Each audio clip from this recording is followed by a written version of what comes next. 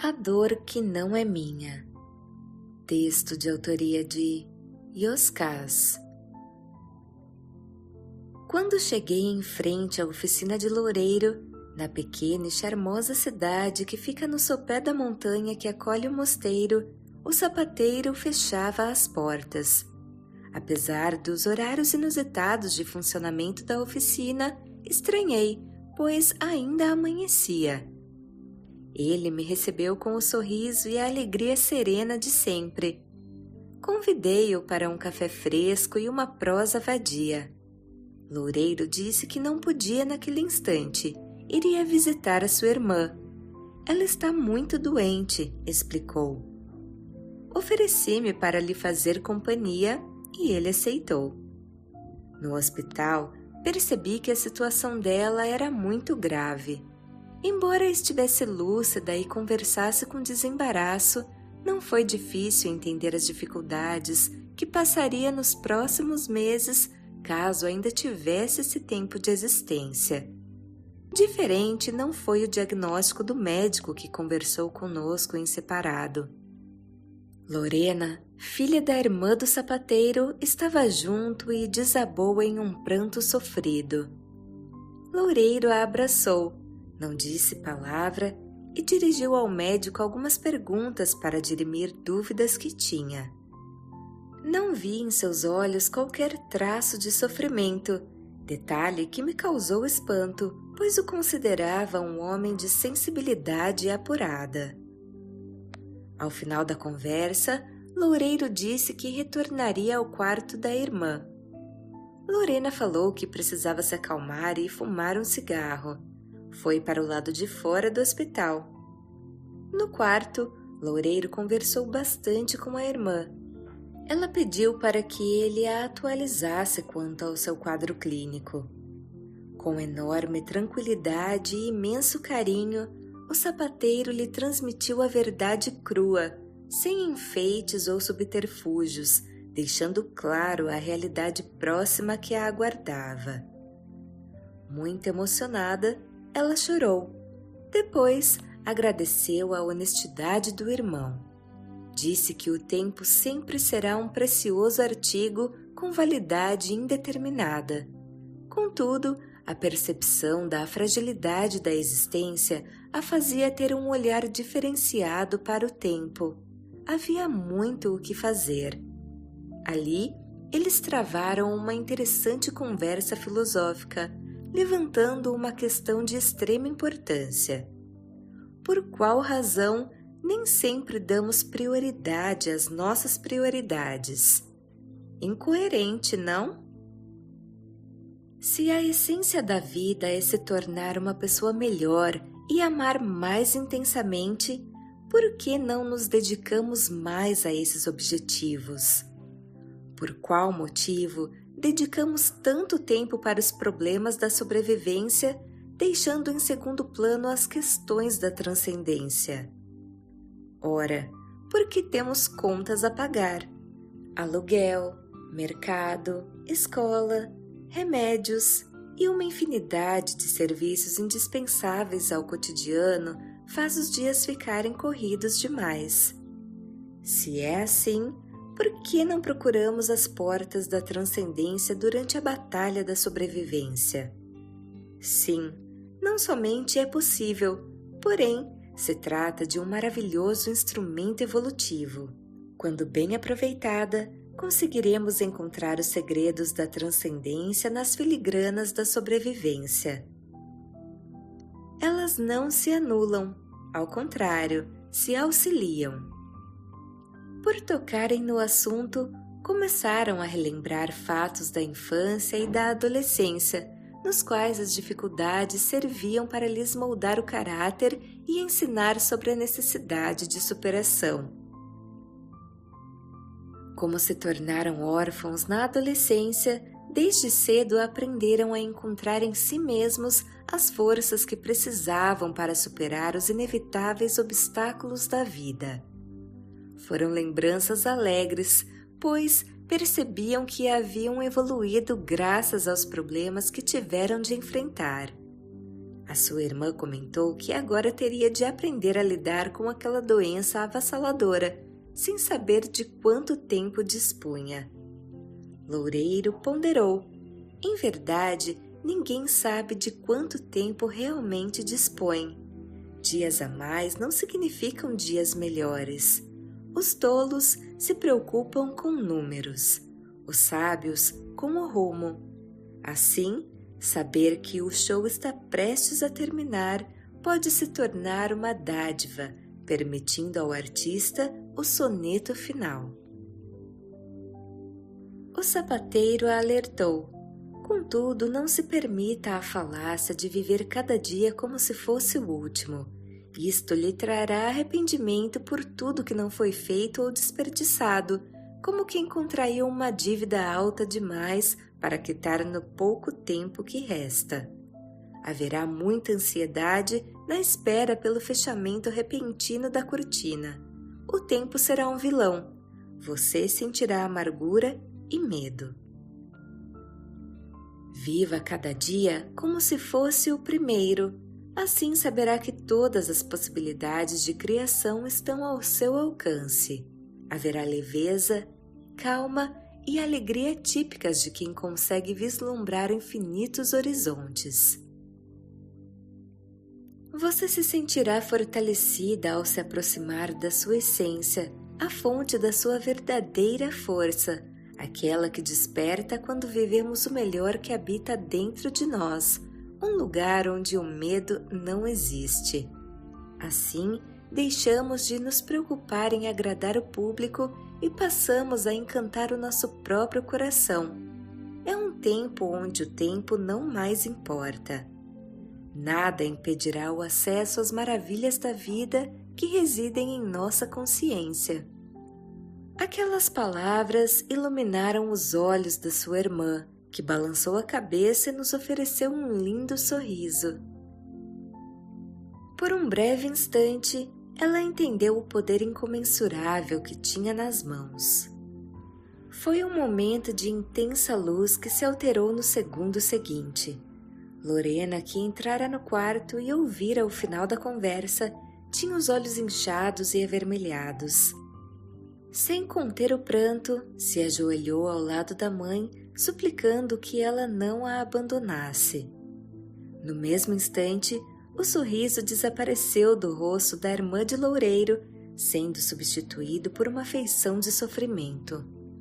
Os aparelhos que a monitoravam começaram a apitar.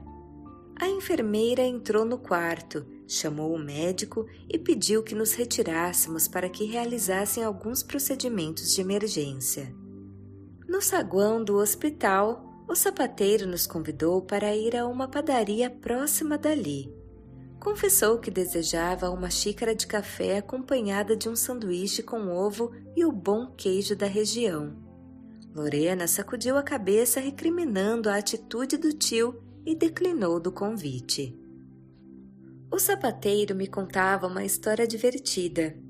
Vimos a Lorena do lado de fora da padaria. Ela deu a última tragada no cigarro antes de jogar a bagana no lixo e entrar. Sentou-se à mesa conosco. Atencioso, o tio quis saber se ela queria algo para comer e beber. Com desdém, a moça disse que não sentia fome ou sede havia dias. Em tom inquisitório, falou que, ao chegar, nos vira sorrindo. Acusou Loureiro por crime de insensibilidade, além de falsa demonstração de afeto. Disse considerar absurdo o comportamento do tio, capaz de rir e se divertir enquanto a irmã passava pela fase mais difícil da sua vida. Em tom agressivo, pediu que o sapateiro não mais a visitasse. Loureiro, sem alterar a voz, com a serenidade absoluta daqueles que têm o domínio sobre si mesmos, disse: Você se arvora em direitos e verdades das quais não possui ou não tem o monopólio. Lorena disse não saber do que o tio falava. O sapateiro elencou as situações a que se referia. Quem lhe garante que a sua mãe atravessa o momento mais difícil da sua existência? Como você pode se assegurar que me falta amor ou compreensão no trato com a minha irmã? Quem lhe concedeu o poder para proibir a maneira como ela ou eu nos amamos? Então, como um mágico que faz desaparecer um elefante no palco, ele surpreendeu até mesmo a mim. No mais, a dor dela não é minha. Com raiva, Lorena socou a mesa e disse que a provocação era dispensável. Ameaçou o tio se ele voltasse ao hospital. Alegou que aquelas palavras demonstravam total falta de compaixão. Confesso que concordei. Sem se alterar, Loureiro pediu: escute as minhas razões. Permita que eu lhe mostre outro olhar. O meu jeito de ser e viver falam sobre qual verdade conheço. Nem melhor, nem pior que qualquer outra. Contudo, são as lentes e filtros que possuo na vida e no mundo, por traduzirem alguns significados que acredito já ter decodificado. Ao me manter coerente a eles, me sinto um pouco mais pleno. A sobrinha disse que o ouviria, mas não garantia que a sua opinião pudesse mudar. O sapateiro bebericou o café e começou a construir um raciocínio. Não é a primeira vez que sua mãe enfrenta um tumor. Lorena franziu as sobrancelhas por tomar conhecimento de um velho e novo fato. Loureiro prosseguiu. Você tinha nascido há poucos meses e o Rubens, seu irmão, ainda aprendia a andar. O pai de vocês havia desaparecido no mundo à procura de outras aventuras. A proximidade da morte assustou imensamente a sua mãe em razão da óbvia dependência material e afetiva dos filhos em idade tão tenra. Eu fui o primeiro a saber da enfermidade e me ofereci para cuidar de vocês enquanto durasse o tratamento.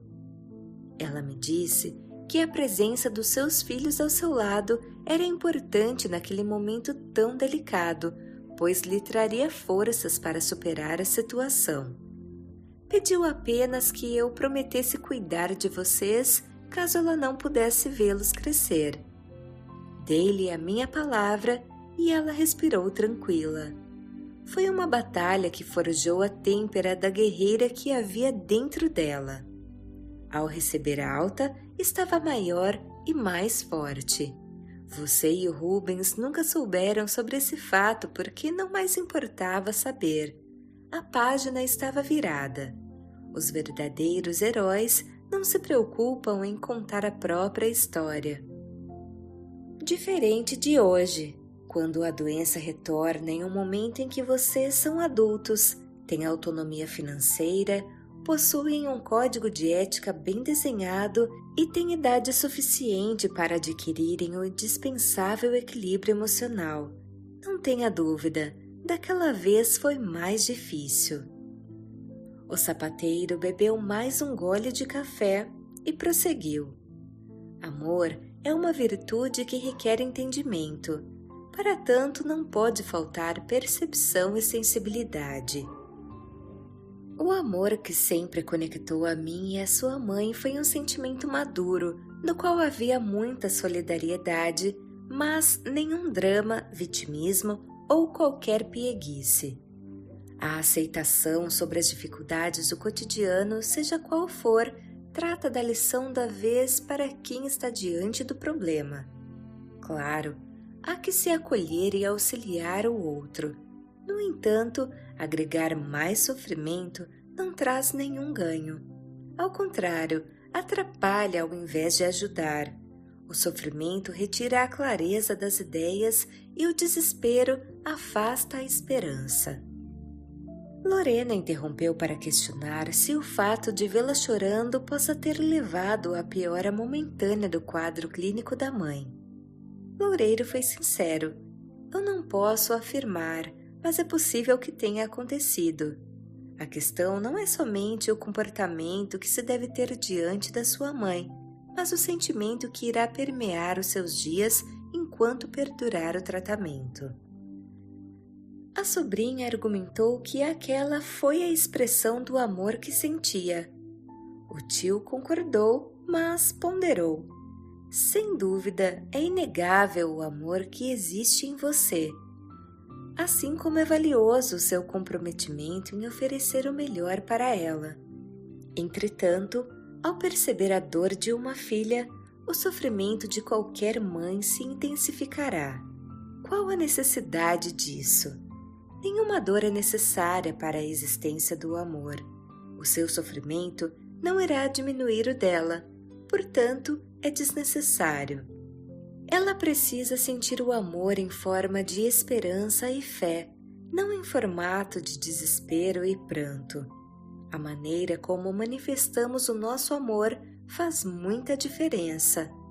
Esta é apenas uma das razões pelas quais o amor precisa de entendimento, tanto ao dar quanto para receber. Compreenda que não existe da minha parte nenhuma sugestão para que você finja ou esconda os seus sentimentos, mas para que sejam reestruturados. Não me agrada a ideia de recalcar sentimentos, mas penso que merecem aprimoramento. Toda dor é uma mensagem da alma em busca de aperfeiçoamento. Acredite, sofrer não é necessário nem inevitável. Aquelas palavras mexeram com a moça. Ela pediu um café. Acrescentamos mais 2 xícaras ao pedido. Em seguida, Lorena comentou ter se espantado com a falta de compaixão do tio ao dizer que não era dele a dor da irmã. Loureiro argumentou: sim, é assim que penso. Ao contrário do que você acredita, afirmei por pura compaixão. Antes que a sobrinha apontasse qualquer incoerência, ele ampliou o raciocínio. A compaixão é a virtude na qual somos capazes de sentir a dor alheia. Para tanto, o amor se faz imprescindível. Contudo, como é amor, precisa de entendimento. Sentir o sofrimento de outra pessoa, ou seja, ter compaixão, exige amor. Contudo, sentir o sofrimento alheio não significa absorver a dor do outro. São movimentos bem diferentes. Sentir exige percepção e sensibilidade para o devido acolhimento na medida da capacidade e de acordo com a necessidade das pessoas envolvidas.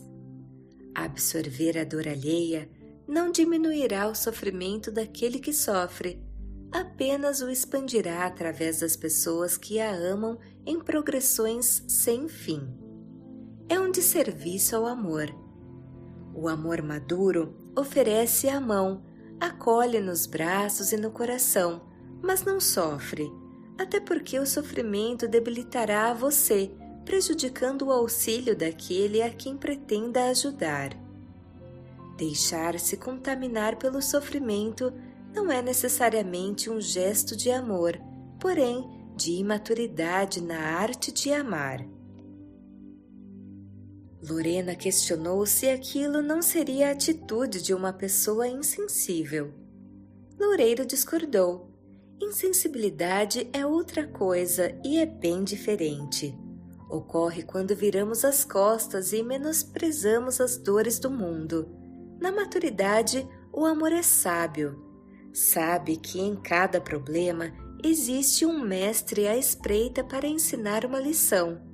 Nada é à toa. Todos os efeitos têm uma causa justa e educativa. Enquanto perdurar o sofrimento, significa que o aprendizado não se completou. Portanto, aproveite quando for consigo e ampare a dor alheia no que for possível. Contudo, não sofra uma dor que não é sua, não é necessário. Em verdade, se esforce para não sofrer, nem mesmo quando acontecer contigo. A dor apenas irá retardar o início do processo de superação. Agradeça a oportunidade de crescimento surgida a cada problema e comece a pensar em uma maneira de ser diferente e de viver melhor com a realidade que se apresenta. Ali estão as exatas ferramentas para a obra do perfeito momento. Sempre será possível encontrar um novo entendimento e as virtudes indispensáveis à evolução. Então, ocorrerá a regeneração impensada. Nem sempre do corpo, mas inevitavelmente da alma. Portanto, não sofra nem mesmo quando o problema for seu. O sofrimento causa medo. O medo encolhe o amor e coage o raciocínio, além de nos desconectar com as intuições, uma valiosa fonte de força e de boas ideias. É uma tolice acreditar que ama mais aquele que mais sofre. O amor, para ser pleno, precisa estar livre do medo. Para tanto, necessita ser sábio. Portanto, não sofra. O sofrimento surge da equivocada compreensão do amor. Condicionamentos ancestrais estruturados em conceitos de pecado, que, embora ultrapassados, ainda se fazem presentes no inconsciente, nos fazem carregar culpas que não são nossas nem precisariam existir. Não raro, nos sentimos culpados quando não sofremos diante da dor de alguém que amamos. Será que sou tão insensível, rude e selvagem? Em silêncio, nos cobramos por uma suposta falta de sensibilidade. Então, buscamos pelo sofrimento na ilusão de nos dignificar, quando em verdade estamos nos punindo. Além disso, cerceamos a nossa capacidade de ajudar da melhor maneira. Ao mesmo tempo, nos impedimos de seguir felizes e em paz. A plenitude não é uma impossibilidade, mesmo nos dias difíceis ou diante de momentos delicados. Por isso, a necessidade de pensar fora da jaula de ideias que nos aprisiona. Todas as situações que causam desconforto precisam ser repensadas. Do contrário, a existência continuará pesada e dolorosa. Nos ensinam sobre obrigações, mas nada falam sobre comprometimento. A diferença é vital. As obrigações vêm de fora, pela força das leis e convenções culturais ou pelo peso das culpas que nos atribuem, e pior, aceitamos. A falta de demonstração de sofrimento em um funeral pode decretar o nosso banimento social apenas para mostrar um exemplo.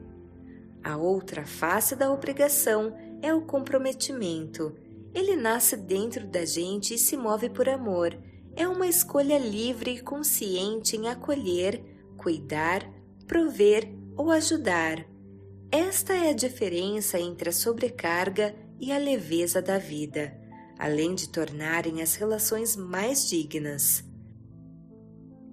No entanto, o amor não chega pronto. Ele precisa de orientação e amadurecimento. É imprescindível um amor sem obrigações nem culpas para que seja possível amar melhor. Lorena não disse palavra. Bebeu o café enquanto avaliava se seria possível alocar em si aquelas novas ideias. Para tanto, precisaria abdicar das métricas até então usadas para julgar e punir, demolir as velhas estruturas do pensar, admitir que as verdades que a sustentaram até ali teriam de se desmanchar para dar lugar a um imponderável jeito de se relacionar, fosse com os outros, fosse consigo mesma. Teria de assumir o risco de aprender a viver sob um diferente olhar, com reações desconhecidas de uma realidade que se transformaria por completo e, ainda mais arriscado, não havia ninguém para lhe dizer como fazer. Tudo isso nasceria a partir de um novo significado para um íntimo, embora desconhecido, sentimento milenar, o amor. A moça sacudiu a cabeça para reforçar as próprias palavras ao afirmar que aquela teoria era impossível na prática. Para Lorena, o sofrimento era um acessório inseparável do amor e também da vida. Em seguida, disse que precisava voltar ao hospital, agradeceu a conversa e foi embora. Loureiro franziu as sobrancelhas em resignação e me olhou como se quisesse saber a minha opinião. Fui honesto com o sapateiro. Confesso que nunca tinha pensado a compaixão por esse viés. Sentir a dor do outro não significa sofrer por ele, porém o acolher. Sem dúvida, isso faz toda a diferença, não somente pela clareza da ideia, mas pela leveza que agregará à dificuldade. Fiz uma pausa antes de concluir.